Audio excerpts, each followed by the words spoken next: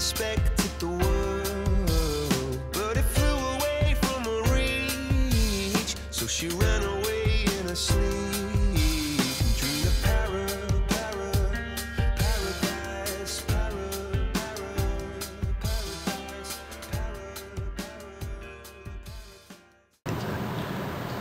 Sejarah Karina di Keuskupan Surabaya memang terjadi karena peristiwa bencana.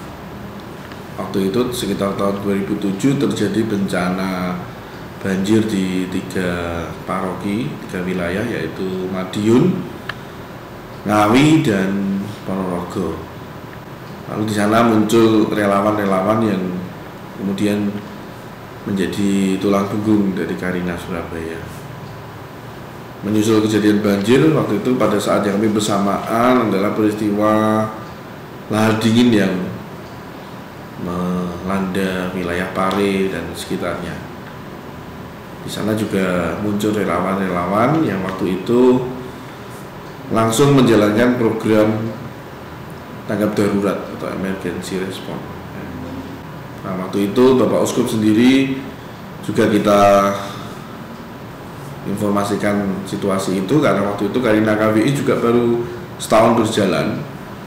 Lalu Bapak Uskup membuat surat keputusan pada tanggal 28 September 2007. Itu SK-nya berbunyi, Karina Keuskupan Surabaya dibentuk atas atau di bawah koordinasi Komisi Pengembangan Sosial Ekonomi. Posisi Karina yang dimaksud dalam surat Bapak Uskup itu artinya Karina itu di bawah koordinasi PSE. Jadi karena waktu itu memang Bapak Uskup mengatakan tidak perlu membentuk sebuah institusi atau lembaga baru, tetapi dikaitkan dengan Komisi Pengembangan Sosial Ekonomi.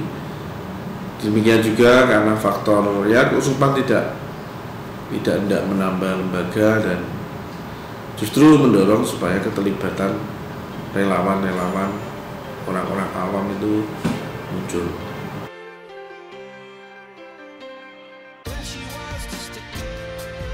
Program-program yang kita lakukan sejak tahun 2007, sejak terbentuknya Karina, itu adalah Jatadar atau jejaring tanggap darurat. Nah, sesudah peristiwa Jatadar itu, masing-masing memang dijadikan jaringan Karina. Jadi ketika ada bencana, harapannya mereka juga menyediakan diri menjadi relawan. Nah, ini terbukti ketika terjadi bencana-bencana yang lain, khususnya yang di dalam Keuskupan Surabaya itu waktu terjadi banjir di Lamongan. Relawan-relawan dari beberapa paroki itu juga turut membantu.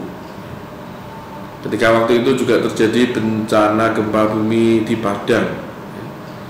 Waktu itu juga relawan-relawan turun ke Padang. Waktu itu juga Keuskupan mendukung. Kita hadir di Padang bahkan sampai hampir 4 minggu dalam kelompok-kelompok yang saling bergantian di Padang. Ketika terjadi bencana di Merapi, kebetulan kita bersama Keuskupan Regio Jawa dan Tanjung Karang, ya, Keuskupan Bandung, Purwokerto, dan koordinasi dengan Karina KAS, kita membentuk posko di Klaten. Itu juga melibatkan relawan-relawan yang selama ini menjadi jaringan Karina Surabaya. Selanjutnya ada program lain seperti program Project Cycle Management, lalu ada pelatihan keuangan dan PRB. Nah, dari situ juga beberapa lokasi di Madiun dan sekitar Pare itu juga mendapatkan pendampingan pengurangan risiko bencana.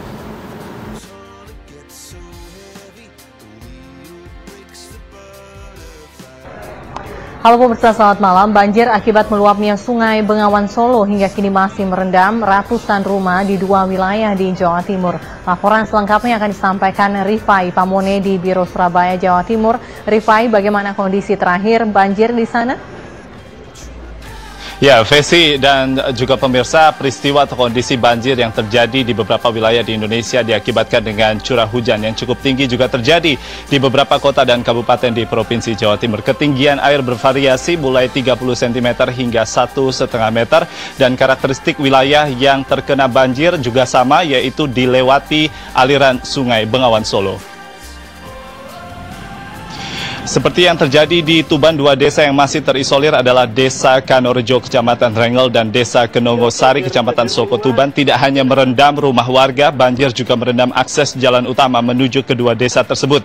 Sepanjang hampir 4 km dengan ketinggian air mencapai 1,5 meter. Meski demikian, sejumlah warga tetap nekat menerobos banjir dengan berjalan kaki. Warga mengaku tidak memiliki pilihan lain karena jalur alternatif harus memutar sejauh 10 km dan juga terendam banjir di beberapa titik. Sementara itu banjir yang menggenangi pemukiman warga setinggi 40 cm telah membuat aktivitas warga terganggu.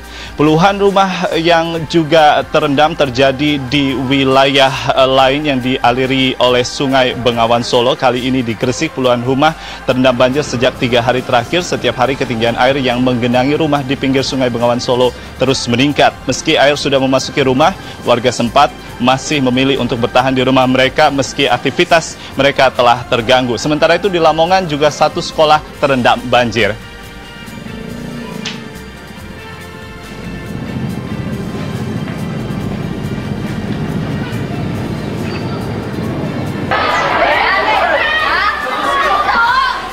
Ya, sementara itu informasi dari BPBD, tidak hanya 3 daerah ini yang harus waspada, masih ada 32 kecamatan lainnya yang harus terus waspada terhadap ancaman banjir. Demikian Vesi, kembali ke studio. Rifai Pamone melaporkan langsung dari Surabaya, Jawa Timur. Wilayah Keuskupan Surabaya, mulai dari Blora, lalu Pacitan di ujung selatan dan di ujung utara, lalu juga sampai Sidoarjo dan Blitar. Ini memiliki kerentanan bencana, misalnya banjir. Banjir itu meliputi wilayah di sepanjang aliran Sungai Bengawan Solo, mulai dari Ngawi, Bojonegoro, Cepu, Lamongan, dan Tuban. Sementara kawasan yang rawan bencana berikutnya bencana tanah longsor, itu terjadi di Ponorogo, Trenggalek, dan Nganjuk. Lalu bencana yang berikutnya yaitu bencana gunung api atau lahar dingin, itu terjadi di wilayah Kediri, Pare, Blitar sebagian, dan Belingi. Karena kondisi wilayah Keuskupan Surabaya yang rawan bencana itu, maka Karina merasa perlu menyadarkan atau membangkitkan semangat teman-teman di paroki untuk membentuk sebuah tim yang melakukan tanggap darurat atau pengurangan risiko bencana. Nah, karena situasi yang sedemikian ini, maka saya mengajak siapapun, khususnya umat di wilayah Keuskupan Surabaya, untuk memiliki kepedulian terhadap bencana. Kita sudah tahu bahwa wilayah di Keuskupan Surabaya ini rutin, hampir setiap tahun mengalami peristiwa bencana.